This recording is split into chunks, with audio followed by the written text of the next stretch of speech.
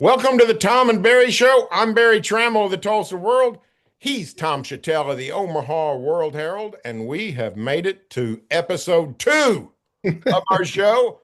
Tom, I've seen some television shows canceled after their pilot, so we're not on the bottom of the heap. But we had a lot of fun last week chatting to college football. I think we're going to have some fun this week. Um, you brought up a good point to me the other day, and wanted to talk about Texas Tech and the influence of NIL and the big money coming in. We've all seen boosters uh, who can produce a lot of money. Phil Knight, Boone Pickens, people like that. But generally, that's been in the way of facilities and palatial venues and things like that. Now it's paying players. How do you think? Well, from afar, we've looked at Cody Campbell down at Texas Tech. He's got the Red Raiders very excited, lots of new talent, heavy in the portal. What do you think of what's going on at Texas Tech? This is not a blue blood. We've both been to Lubbock many times. It's a college football outpost. Now they're getting closer to center stage in this sport. Yeah, Barry, that this is sort of to me the interesting thing about NIL is that it's sort of an equal opportunity um policy or a world. I mean, if you want to give a hockey player or a volleyball player $1 million, you can. Um, Although I guess now there's going to be guardrails, right? They Yeah. say there's going to be a limit, and it's got to be Adidas has to pay it, or you have to work for the money or whatever. You can't just be a deal from the booster. But I have to laugh about this a little bit because you remember the old Southwest Conference. Isn't this what SMU did? I mean, this is this kind of stuff. I mean, it's on the table now. It's legal. But to me, and maybe you can help me out with this. What's the end game here? What does Tech want to do? Are they trying to win the Big 12? Are they trying to go to the playoff? Or are they trying to win the national championship? Because those things are hard to do in the Big 12. I mean, when I look at the Big 12, I look at a league that's very balanced and very competitive, a lot of good coaches, um, good athletes, but it's pretty spread out, and it's a league that doesn't have a lot of strength of schedule. Um, they're going to have a hard time getting games with the SEC and the Big Ten going forward too. So what I'm trying to say is I think this is a league that's going to get one playoff berth a year, maybe two. I don't think they'll ever get three. Maybe, but I don't think they will. So you're paying all this money. I mean, it's what are you trying to do? Well, I think you mentioned the three steps. I mean, win the Big 12, make the playoff, win the national title, pipe dream probably on the last one. But Texas Tech, is a school that's always had a pretty good name in football. When I was a kid, Texas Tech, Yeah. Lubbock seemed an exotic place. They played some interesting football. They'd beat Texas one week, lose to Rice the next, finish 6-5. Then Mike Leach gets there and made them, this wild offense, and they didn't really change the status of the program. They had the one great team in 2008, but they've made a major bowl once in their history. The year A&M was ineligible for the Southwest Conference title, and Tech was in a five-way tie for second and won the tiebreaker. That's how they got to the Cotton Bowl in 1994. So they've never had big success. I think they're just trying to have big success. And Cody Campbell, a energy company guy out there, sold his company for a gazillion dollars and has put a lot of it into the Tech athletic department. You mentioned SMU and the Southwest Conference days. Those guys stayed hush hush and got tried to stay out of trouble. Tech made Cody Campbell chairman of the board of regents. So it's a different time. But Texas Tech, I think I power to them. I wish the Red Raiders well. I think it'd be fun if somebody from the Big 12 could go into the SEC and Big Ten dominance and start kicking butt. So that'd be a lot of fun. It is a new time. Here's what I was thinking, Tom, concerning the Huskers. it seems to me that schools that are one team states, even if it's a smallish state, I think really a not necessarily a major advantage, but I think that plays to their landscape and geography more than ever because the NIL money, even at a place like Oklahoma where the Sooners sort of lord over the Cowboys, or Michigan where the Wolverines lord over the Spartans, or place like that, everybody that's got any money is willing to spend it on the Cornhuskers. And Arkansas, very similar situation. I mean, to me, the NIL explosion actually helps Nebraska. I think. Have you given any? Have you written about any of the NIL ramifications on the Huskers? Yeah, they've done well, but they're doing better now. They when Trev Alberts was the AD, he did not embrace the collective. He was not a fan of the people running it, I don't think, and they didn't have much of a relationship. Which in this day and age, everybody better be on the same page. You better all be you better all be going in the same direction. Well, the new athletic director, Troy Dannon, the first day he was hired, he wore an 1890 shirt. The 1890s, the collective. And so he understood that you better have a relationship. What I wrote about last week, and maybe you saw these stories coming out of Iowa State about the Cyclones athletics being they're saying they're going to be 147 million in debt uh, by 2031, and they're projecting 24 million in debt next year. Um, the thing about it is, and they put two big projects on hold. The Hilton Coliseum, $24 million renovation of the Hilton Coliseum, which we all love, and yeah, they were going to build a new wrestling facility, which was going to help other athletes. That's on hold. And why? Because the money that they raise has to go to players. Right. It's a dilemma for the Big 12 and ACC schools who have to choose. I mean, you're going to pay 20 million in rev share, which everybody gets to do.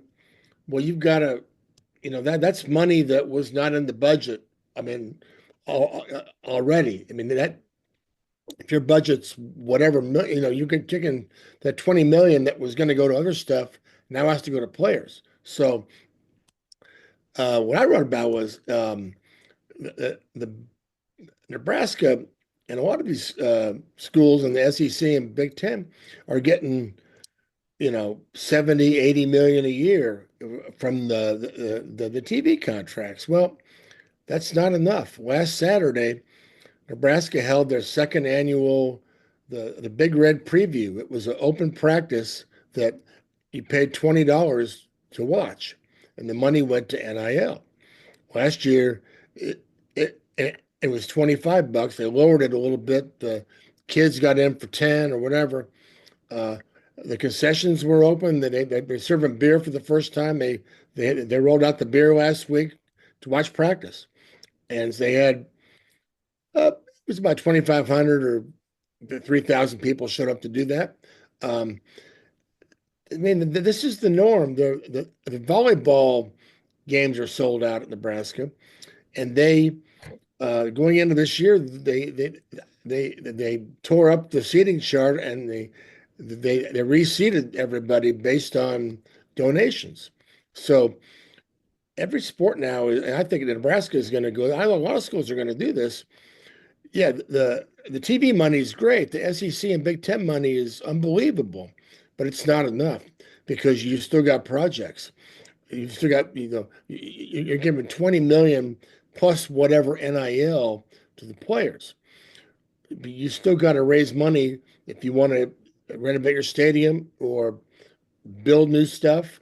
So it's an arms race. I wonder if the arms race is going to change to a talent race because I don't think athletes now want to get the money. They're not necessarily worried about the fancy showers or lockers. So it'd be interesting. But to me, that showed the dilemma.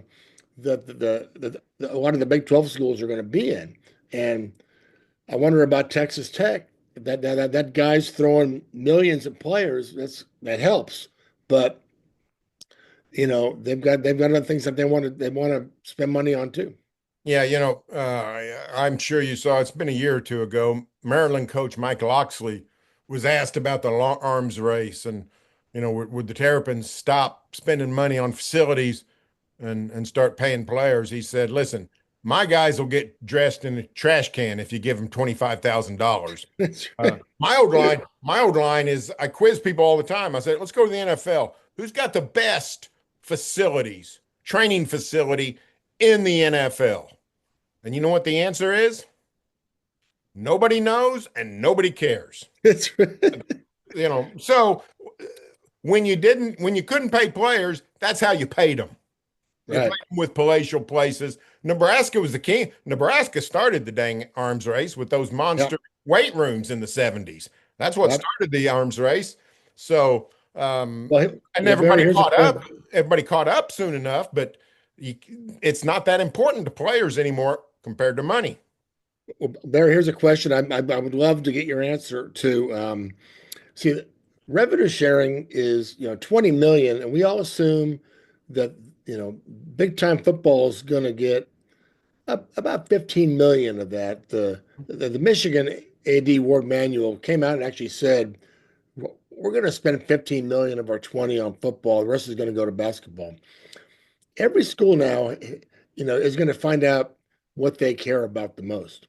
Um, and I'd be curious to hear your answer. I mean, you're probably going to have enough money for out of 20 million to take care of two, maybe three sports.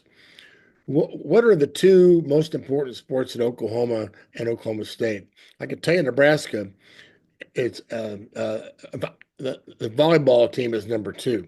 That's a powerhouse uh, national championship program that they have to take care of. The volleyball players don't require the same amount of money that basketball players do, Right. but you got to take care of it. And so that 20 million, I expect most of it to go to the football and the volleyball. What about OU or OSU? Well, OU has said that they're basically going to give it to five programs, and that is football, baseball, softball, and the two basketballs, men and women. Now, distribution percentages, they haven't said. Clearly, football is going to get the massive chunk of it. Um, but they spent a lot this offseason on the men's basketball. They spent a lot on the women's basketball also. Jenny Baranchek has done a great job. So we don't have the particulars, and it all depends on how much is raised in the private sector. The 20 million rev share is going to be enhanced with true NIL or perhaps untrue NIL. It's probably going to be We're gonna go old school. it's exactly, we're coming back to where we were. Brett Yormark was at Big 12 Media Days, and he talks about, we got this clearinghouse, and we're gonna, you got to pass the standards and prove that it's legit NIL. And I asked him the question. He didn't really answer it. I love him, Brett Yormark, to death, but he didn't answer my question. I said, Brett, every time you try to put stipulations and put limits on this stuff, you go to court and you never win. Why is it going to be different now? And he really didn't answer Mhm. me. So I don't think, this clearinghouse thing's not going to work. That's just nonsense. Right. But I think what we will have is this baseline, 20 million or whatever they end up making it long term, and then everybody else just paying people. The one thing I do think, though, is I do think there is a limit to what schools can get from their donors because they're already getting a bunch. Absolutely. There's not a lot of money left on the table. Well, and that's what I was saying about Iowa State. Their answer to that debt is they're raising ticket prices. They're charging more to go into the Cyclone Club, and they're asking every sport to cut back. Well, Yeah. that's not going to make Matt Campbell and T.J. Otzelberger very happy. it's a tough situation. Jamie Pollard is one of the best ADs in the country. He's done a fantastic job, and it's just I'm telling you about the 20 million is not a hard cap. I think it's going to go up Oh yeah, because the courts are going to say, well, no, you can't put a limit, you can't put a cap on what these athletes until there's collective bargaining, right. and who's going to be in charge of who's going to be the Marvin Miller of that bunch. So um, I just think it's fascinating, but that'll be another way to separate the top two from the other two is if it goes up 20 million to 22 million or keeps going up, the top two will have more money. They'll always have more money. So um, it's what a world we live in. That what a time to be a sports writer. Um, it drives me crazy, yet I'm fascinated by it. Yeah, I what I think, Tom, is I think we will see the not necessarily the elimination of programs, but I think we will see the downgrading of programs. For instance, at Oklahoma, like track has never really caught No, anybody's fancy. Tennis and golf are sort of affluent sports that in some ways can fund themselves because of their right. alumni and whatnot. So I don't know tennis and golf will be affected, but at Oklahoma, wrestling is, you may still think of OU wrestling as pretty prestigious. It's not, hadn't been in forever. Um, People like Nebraska and Missouri have surpassed the Sooners in wrestling status. So Yeah, I think you're going to see programs like that not necessarily be eliminated, but cut back severely, perhaps even go to club status. And I think you're going to see different levels of sports within athletic departments. People like the Nebraska volleyball, the Oklahoma softball, they will be protected at all costs because of their popularity. But the other sports, I think, are going to be a victim of the new economic realities. well, I'll start right now and say and this is not an original idea by any means, but it's a time for the college baseballs and the softballs and everybody else to go back to the regional conferences. Let's go back to the Big Eight, Southwest Conference, get everybody on a bus. If you want to save money, and then Well, that's true. Yeah. let them have their NIL. I would put basketball into that. Now, school I cover, Creighton, is not going to want to leave the Big East. But uh, there's a lot of Nebraska basketball trips to go to Rutgers and now UCLA. Um, that would be a way to put the Pac-12 back together is Yeah, that's true. for hoops and all the other sports, and just have football over here and let you guys fly all over the place. Well, But here's something that's crazy to me, Tom. I mean, even the new Big Ten with the 18, the Big Ten came up. I think it was 10 protected rivalries, rivalries that will be played every year. You right, can schedule everything around it. And they didn't even put the four West Coast teams. I mean, Oregon, Washington's protected, USC, UCLA is protected, but none of the others. I mean, why is USC not going to play Oregon or Washington every year? Why are you flying across two time zones yeah. to get to the East Coast when Oregon and Well, Washington are sitting there ready for you to play? That part bewilders me. because Big Ten realignment is driven by the Big Ten Network and the Fox Sports, and I'm sure SEC, whatever they do next, will be monitored very closely by ESPN, and they want those crossover games. They want USC playing Michigan, not you know Washington. They want UC, they want Oregon playing um, Penn State or somebody. So it's a TV world, and that's why I keep waiting. When is ESPN going to make it worth the SEC's while to go to non-conference games? Because I'm a big believer in I'd rather watch a conference game than a non-conference game, unless it's Texas, Ohio State, or OU, Michigan, or Nebraska, Colorado, or one of those deals. Um, I'd rather watch that Now, a lot of these schools don't want to play the big, but they'd rather have another conference game. So they need to get the playoff to the point where, losing a conference game isn't going to knock you out of the playoff. But I would love to see the SEC go to nine. Just there's better chance of all those great programs playing each other. Yeah, uh, the current if the SEC stays at 8, their current stated model will be that some great rivalries will not be played. Georgia, Auburn, Alabama, Tennessee, A&M, Texas. I don't see them letting that happen, even Right. if they stay at 8. Greg Sankey's on record as saying he wants to play 9. You know what's the biggest impediment, I think, to going to 9 right now is the hammering by the Big Ten that the SEC has to play 9. If the Big Ten had just gone quiet and not Well, challenged the SEC, it's all if the SEC goes to 9 now, the Big Ten will think, hey, we made them do it, and the SEC, they don't like to think anybody made them do anything. well, at Big Ten Media Days, he kind of slipped it in there. Yeah, The commish, Tony Petitti, was asked about conference games, and he goes, if we have this format, the 4-4 automatic format, he said if we have that, it doesn't matter how many conference games you play. So he's trying to, I think he's trying to calm down the SEC, but he wants them to vote on the automatics.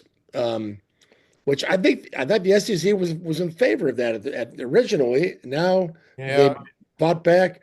It's a crazy thing. Sometimes I think 12's still a pretty good number. Maybe we should sit on that for a while and see how it all goes. yeah. Well, the SEC's hard-headed enough to do it, and just say Yeah. you don't want to do this. Let's say Nebraska's got just one protected rival. Is that right? Or Iowa? Or was Yes. okay? That's And that. they and frankly, Nebraska's had a better rivalry with UCLA and Washington over the years than they did Iowa or anybody else in the Big Ten. So, but I love the Nebraska UCLA series. It's chock full of great games and Tom Harmon, moments. 1972. I mean, Not it's Tom Harmon, awesome. Mark Harmon. Mark Yeah, Harmon. that's right. It wasn't In Tom. I did not see 1970, Tom. I did not see Tom Harmon play against the Huskers in well, Mark Harmon 1936. played in Osborne's first game, Yeah, yeah, 1973 opener. yeah. That's right. Um, CSI. So, um, but anyway, yeah, it's there's just no, and Iowa's kind of a rivalry. It's becoming one. It's like an internet rivalry. Everybody goes on Twitter and yells at each Yeah, other. But there's people in eastern Iowa who don't care about Nebraska, and there's people in all over Nebraska who don't care about Iowa. So it isn't like OU or Colorado. It isn't like that at all. So um, that's one thing I like about SEC. They've managed to keep a lot of those things going. yeah. They love their rivalries. We when you talk about the internet rivalries, you're a good old Mizzou grad. Missouri, Oklahoma. That's what they've got. They got a dang Yeah, internet rivalry over some recruiting, upheaval. So I don't get involved in that stuff well, too much. that's yeah. Who knows what Eli's got going?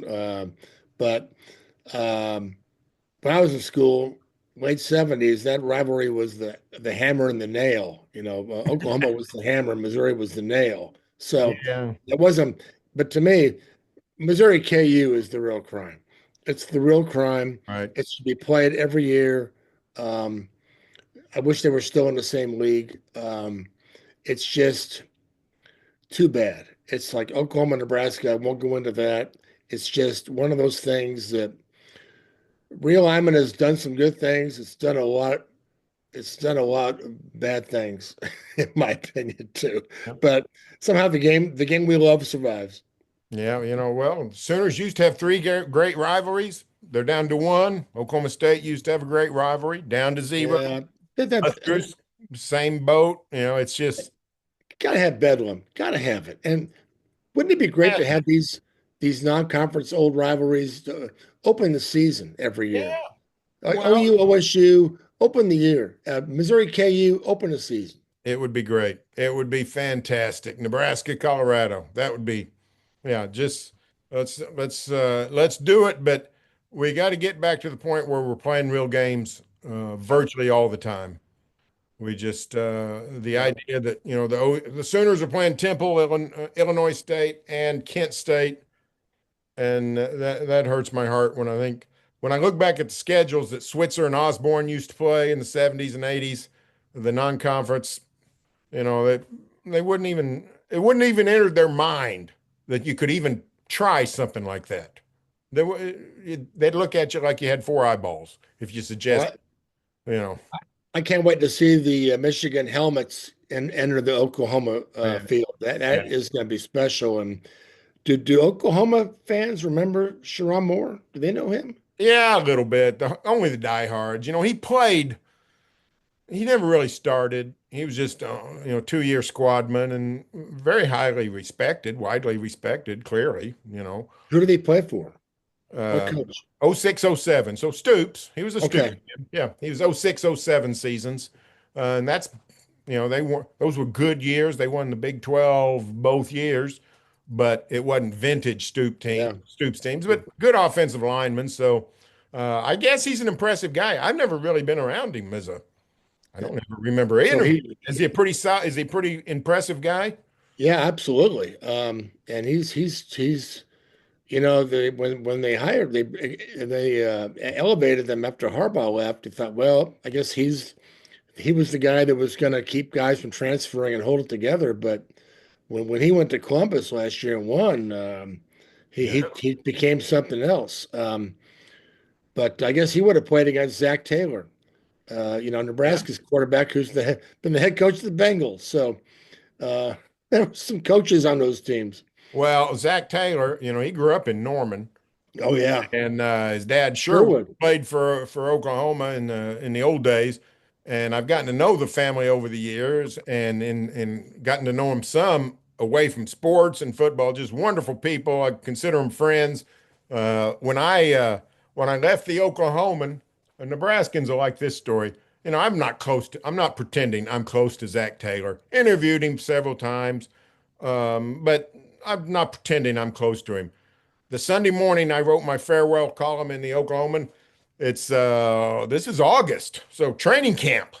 I get a text from Zach Taylor, head coach of the Cincinnati Bengals, congratulating me on a great career at the Oklahoman and good luck going forward. I'll be darned. And I thought, what a wonderful guy. I told him, and this is the truth.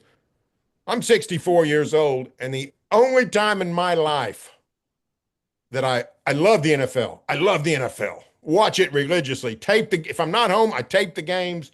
I'm addicted to the NFL.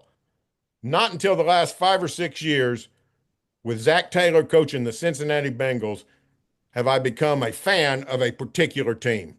I live and die with the Bengals because of Zach Taylor. So, um, I'm Joe Burrow, Jamar Chase, all the way. Let's go Bengals.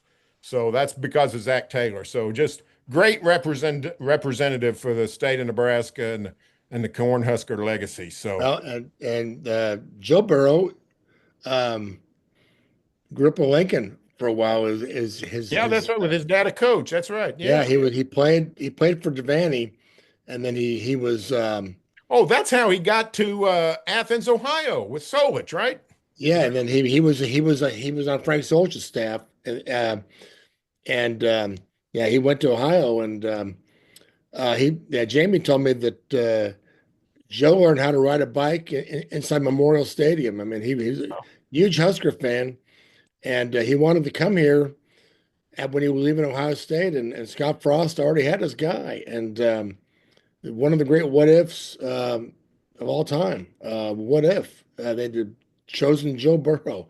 Um, but they weren't going to have LSU's receivers and talent around him. But what if? So yeah, there's a lot of Chiefs fans in Nebraska, but there's some Bengals too. yeah. Well, I can say this: Sooner Nation sure wishes Joe Burrow would have gone to Nebraska because they ran into him in the Peach Bowl, the semifinals that year. It did not go well if you missed the game. It was about 63 to 28, and not as close as the score indicated. So, rough day for the Sooners, courtesy of Joe Burrow. Well, this has been fun, Tom. Episode two Yep. is about in the bank. Appreciate it. We'll do it again next week. We're not that far from the season, 2 or 3 weeks from the season opener, depending on who your team is. The great state of Kansas getting the jump on everybody with both the Jayhawks and Wildcats playing on Well, Z. yeah, they say you're supposed to you get better between week one and week two. I think we did that. Yes, I think that's right. But Right. I And that's why you play one double A games on week one. That's why, right there. just as an aside, I dropped my daughter off to KU last Friday, and or maybe she dropped me off. She's in charge now, but I drove by KU Stadium, and Yeah, David Boone's wow, Memorial. Does it's it a look it's a good? wow stadium. I mean, Oh, I good. love the old. I covered many games in the old place, but it's a wow. People are going to love it. And one thing I liked about it was they kept one of the original grandstands in place. Really? Well, that's cool. They they built around a new stadium around it, but the big stand across from the old press box um, is still in place. So it's extremely cool. Well, good. I got to get up there sometime when the Cowboys are playing up there. One of these Yes, weeks, I'm going to have you give me a wordsmith tour of the Big Ten stadiums. I've only been in 5 Big Ten stadiums, and 4 of them are on the West Coast. So I'm isn't that not funny? I'm not well versed Those on the. those will never be Big Ten schools. I'm sorry, Yeah, they'll well, never be Big Ten schools, and maybe that's fine. maybe not. Maybe not. Well, this has been fun. Tom on the Yep. Tom and Hi, Barry Show. Barry. We'll be back. You can catch us here at omaha.com, tulsaworld.com, all the places where you get your podcasts. So stay tuned next week. Lots of Husker coverage at omaha.com, lots of Sooner and Cowboy coverage at tulsaworld.com. We'll talk to you next week.